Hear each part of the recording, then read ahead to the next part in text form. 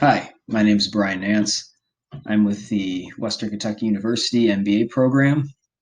I'm going to present a project that we did for information technology and data analytics in the summer 2020 semester.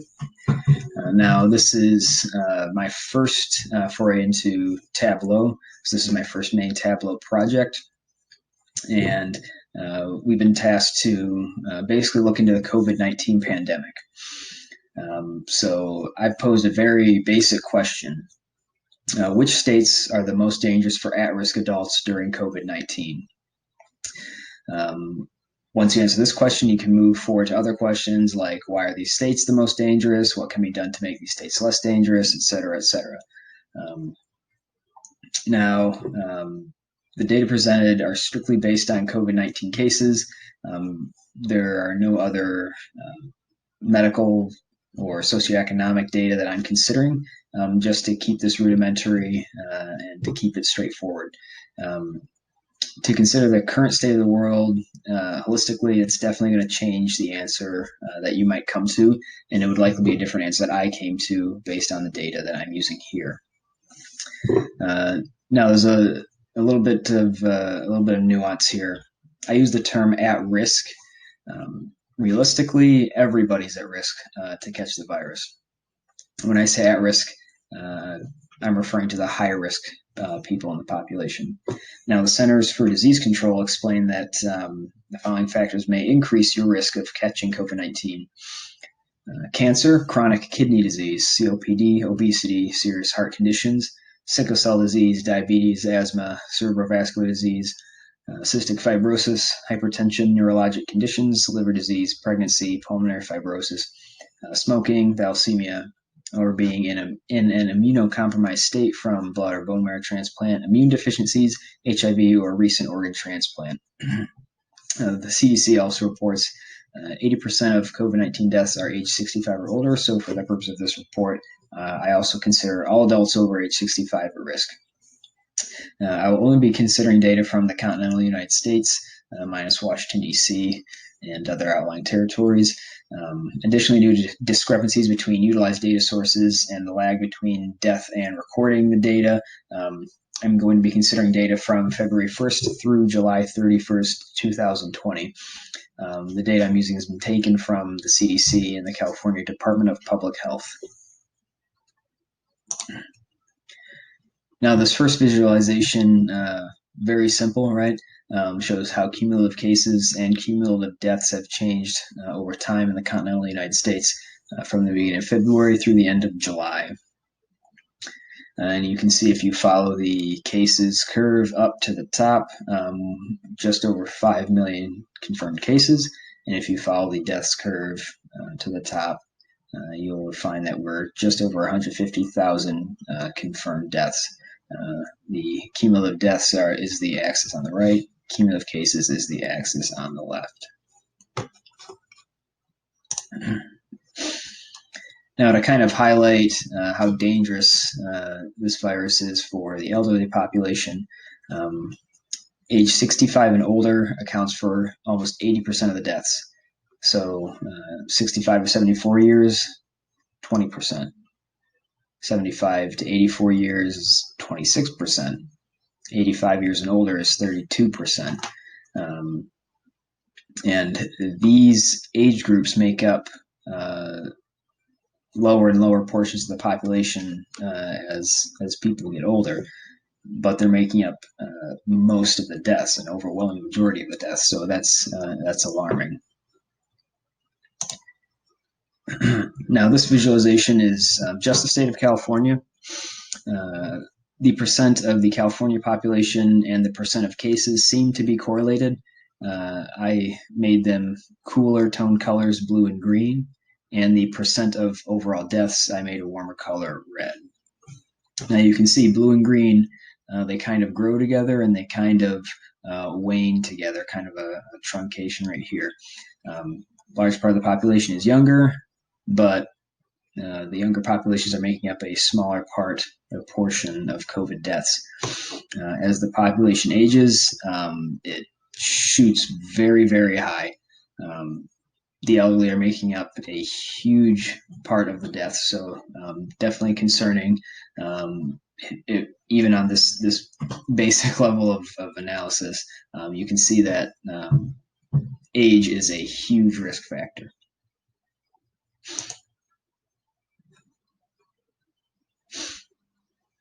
Now, these are three maps. Top left is just cumulative cases per state. And you can see that it's basically a population density map. One can assume probably that viruses spread more where there are more people living.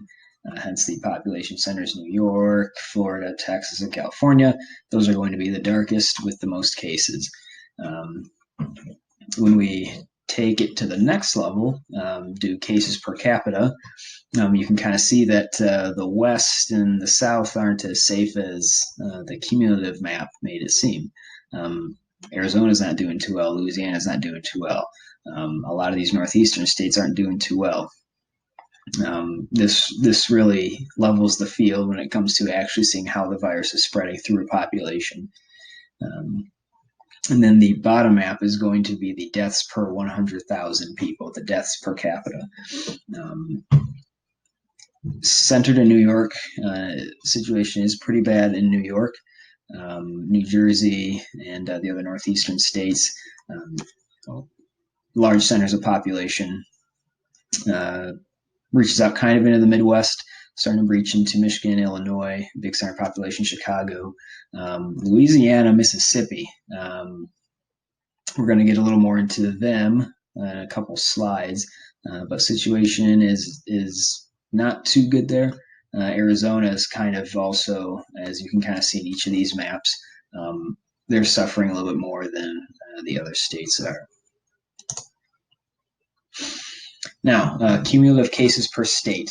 The next couple slides, I have sorted by the worst quartile of states. So what that means is I've taken the worst 12 states in each of these categories, and I removed all the others from the visualizations just for clarity.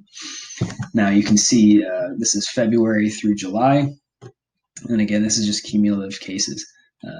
New York shot up pretty quickly here, started to level out. You know, the flatten the curve mantra and campaign that's being run. Here you have New Jersey, flatten the curve maybe. Illinois here, we can see that there are some states that are having a flattened curve, and then we see that there are other states that are having a spike. I wouldn't know if I'd call this exponential quite, but cases are definitely rising much faster. You have California here, Florida, and Texas. And then down here, I highlighted the average cases per state here.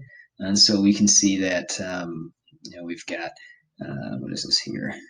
Georgia, Pennsylvania, basically every state on this list except Michigan, they're going to be above the average. And then this is the new cases per day per state. So if you want to be technical, you could call this maybe the derivative of the previous graph. But these are just the cases added each day for each of these states. No surprises here. New York, Florida, Texas, California, the states that we hear a lot about, New Jersey as well.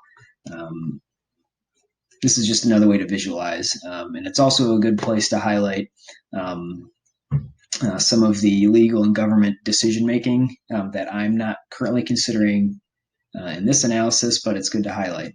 You can see that there's a couple of negative days. You go, oh, what in the world? That doesn't make any sense. But these can be explained by government decisions to either change what they consider a COVID-related death or COVID symptoms, or there possibly could be a data error that they just needed to go back and fix, and maybe they fix them in batches as opposed to one at a time. So that's how we explain these kind of big negative days. This visualization is the cases per capita of each state. Again, most of the same repeat offenders. New York, starting out very quickly and kind of starting to flatten out here over the past 2-3 months.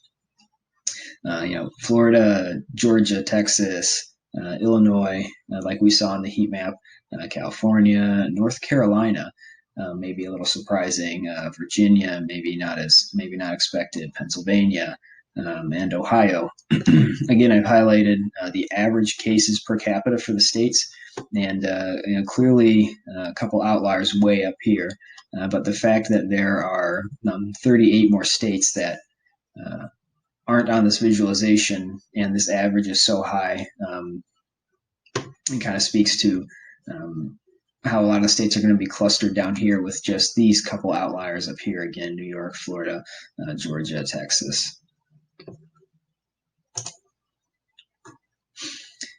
So this next slide is a listing of the graphs that we just saw, just in another way. So cumulative cases total, we can sort that. And again, no surprises here, California, Florida, Texas, New York. We can sort cases and deaths per 100,000 list. So this first column here is just cases per capita. This is where Louisiana kind of comes up like, oh, maybe we weren't really expecting that too much. Not too many urban centers other than New Orleans, Arizona, Florida, no surprise, New York, no surprise, New Jersey, no surprise. Mississippi, maybe one popping up again. Rhode Island, maybe popping up again. And we can come over here and sort by deaths per capita. You can kind of see like, okay, New Jersey, New York, Massachusetts, Connecticut, Rhode Island, New England area, higher urbanization. Louisiana again here with the one main population center of New Orleans. Michigan, Delaware, Illinois. So simple analysis, eastern states, northeastern states, or southeastern states. Even though California has a lot of cases, but California has a lot of people. So maybe they're doing a little bit better in the per capita area versus the cumulative area. Now, if you look at the top 20 states on the cumulative cases and the per capita cases, you can see that there are these repeat offenders, right? And Florida, New York, and New Jersey are in the top 5 of each of those. So again, maybe you want to look at those to answer my question of which states are most dangerous. So they're kind of on the short list at this time. And as we move on, we can look at the death rate per state from February to July. And so this is the percent of confirmed COVID cases which resulted in death. A couple of repeat offenders, but also some that you may not expect on here. So as the end of July, New Jersey, they unfortunately have the highest death rate. They're kind of a repeat offender from the other data we were looking at. Connecticut, again, northeastern state. Massachusetts, again, northeastern state. Rhode Island, northeastern state. Maryland, eastern seaboard state. Pennsylvania, some people call Pennsylvania Midwest. I wouldn't, but Midwest, eastern state. We got Michigan, Delaware, eastern state. Louisiana, again. We have Mississippi and Ohio. And so this is another kind of thing we're looking at, again, sorted the top 12 or the worst quartile in states. And then finally, when we kind of combine all this data together, here I've made a table just kind of listing populations and broken out by age group. So we have the total adult population, the at-risk population, the at-risk adult population. This is those at risk between the ages of 18 and 65, and this is everyone over the age of 65. Just kind of for clarity and to have the data readily available. Now we're just kind of reposting the cases per capita and the deaths per capita here. We can sort by those, and we see the same people or the same states that we had in the previous slide.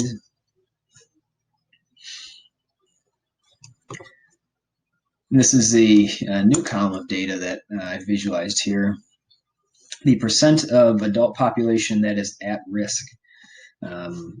West Virginia has almost half of the state's adult population is considered at risk. Again, that is either being over the age of 65 or having one of those medical conditions or medical states that I described earlier. We have Kentucky, Arkansas, Alabama, Maine. So we kind of start out with southern states here. And again, eastern seaboard states: Mississippi, Florida, Louisiana, Tennessee, South Carolina, Delaware. Again, not getting into the why of the population being at risk, but just kind of visualizing that this is the reality, this is what the data is telling us. So these states are going to have higher percentages of people at risk. Now, taking into account cases per capita, deaths per capita, and the death rate, in looking at the top or the worst quartile in each of those categories, the chances of one state being in all three of those worst quartiles, it's 1.5%. You get that by multiplying 25% by 25% by 25%. And so 1.5%, you'd think, okay, one state will actually come out on top being the worst. But when you crunch all this data together, it actually turns out that there are 5 states that are in the worst quartile for each of those categories. Those states are Louisiana, Mississippi, Massachusetts, New Jersey, and Rhode Island. And on top of that, Louisiana and Mississippi are also in the worst quartile for the highest percent of adult population being at risk or an elevated risk of catching COVID-19. And so to answer my initial question of which states are the worst to live in during the COVID-19 pandemic for at-risk individuals, that's going to be in no particular order: Louisiana, Mississippi, Massachusetts, New Jersey, and Rhode Island. Again, once you can take this to the next level, you can add in government decisions, policy, insurance coverage, anything socioeconomic, and you could arrive at all sorts of different answers. But again, just to kind of keep this rudimentary, easy to follow, and to kind of broaden my skills using Tableau, I've asked a relatively straightforward question, and I've looked at some surface level, easily acquired data to get to my answer. So thank you for taking the time to watch. And if you have any questions, feel free to email me. My email is ban5336@gmail.com. All right. Thank you for your time. Have a good day.